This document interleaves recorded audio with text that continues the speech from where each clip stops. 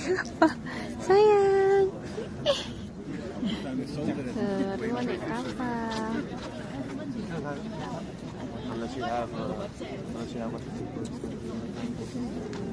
Bar gitu dia lebih nyaman di dalam sih. Mau dalam? Terserah. Beer, snacks, hot dogs, all kinds of good stuff down at the bar. Those of you who've already found the bar, raise your drinks in triumph. 27 million people came to see Daniel Burnham's White City. The World's Columbian Exposition was done essentially as a beautiful Greco-Roman style capital. It actually turned a profit. Add to that the beauty of the Beaux-Arts fair that they built, that Greco-Roman capital. That stuff actually found its way into the architecture and design of the skyscrapers being built in Chicago. Our first building is actually designed by Daniel Burnham, and it dates back to 1909. Join me now out to the forward here beyond these trees. See past these trees, those two nondescript brick buildings? That's the Vogue building and the Dixon building. They're lovely. They're over 115 years old.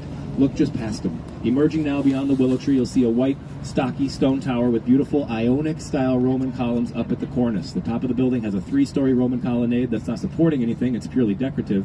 But that is a great example of what you'll see in Chicago regarding some of the world's first skyscrapers. They're borrowing from European styles. In this case, the Beaux-Arts, right? The Greco-Roman vibe you see. You'll see Spanish, Gothic, French, Italian-inspired architecture on this journey as well. And watch how I toss you further in the distance and also further in time. Enter now into the 20th century, specifically the Roaring 20s, right? The women's suffrage movement, prohibition, accent on top. The statue, her name is Ceres. Ceres is the Greco-Roman goddess of grain. She pays tribute to the fact that the Chicago Board of Trade originally was a grains exchange. And you've seen that building in the movies. More recently, the Batman film, The Dark Knight. If you're a film buff like myself and you're also an 80s kid, you may remember the 1987 movie, The Untouchables. Yeah, with Sean Connery and Kevin Costner. That's not Kevin Costner's best movie ever. Kevin Costner's best film, of course, is Waterworld. Yeah, this guy gets it, yeah. You, sir. And Sean Connery's best movie, Darby O'Gill and The Little People. That's always a reference for just one person. I have not yet found them.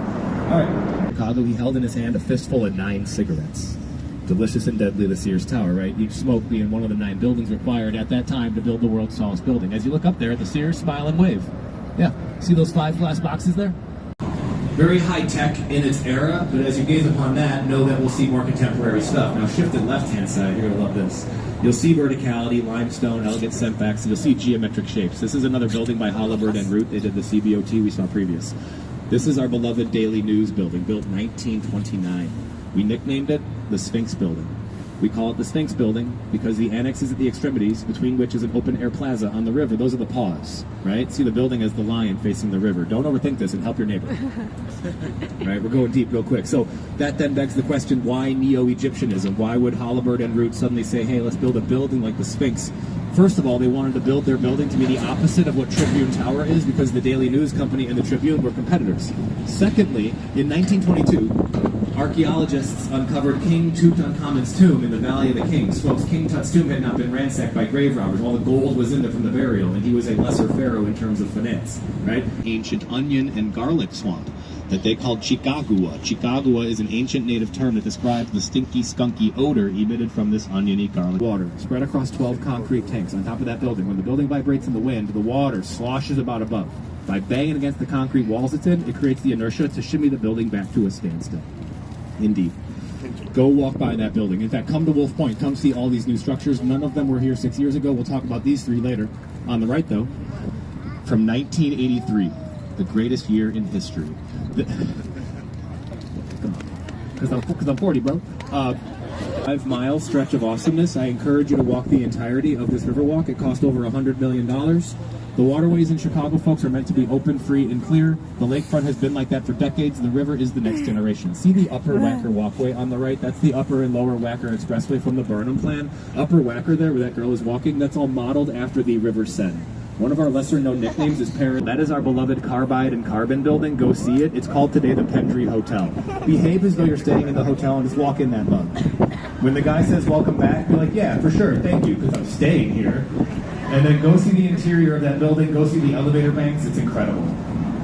And then on the right-hand side, make sure you walk by this one. On the right, you'll see one of my favorites from 1926, designed by Glaver and Dinkelberg. That is the former Jewelers Building, designed to the Tribune Company in 1922 when they had a competition to see who could design the most beautiful building in the world for their downtown Chicago office. It did rub people the wrong way at that time because no one wanted to see any more European influence. They had done that for 30 years. They wanted Art Deco. That one combines the two of them. No one knows that story. We don't think about that today, but people love the Tribune Tower now. I do love the old drama between the architectural design competition back in the day. When you go see the Tribune Tower where Pioneer Plaza is, where Dusable lived, walk around the base of the building. Embedded in the base of the building are pieces of stone from around the world, labeled, and you'll see tiny little sailboats. Yeah, sailing school on a Sunday in the fall in Chicago. My mom's mom, my grandma Betty, she had a boat when we were kids growing up. She taught us how to boat, and she served in the U.S. Coast Guard. Here on the right-hand side is something straight out of Cape Cod. It's the Marine Safety Center.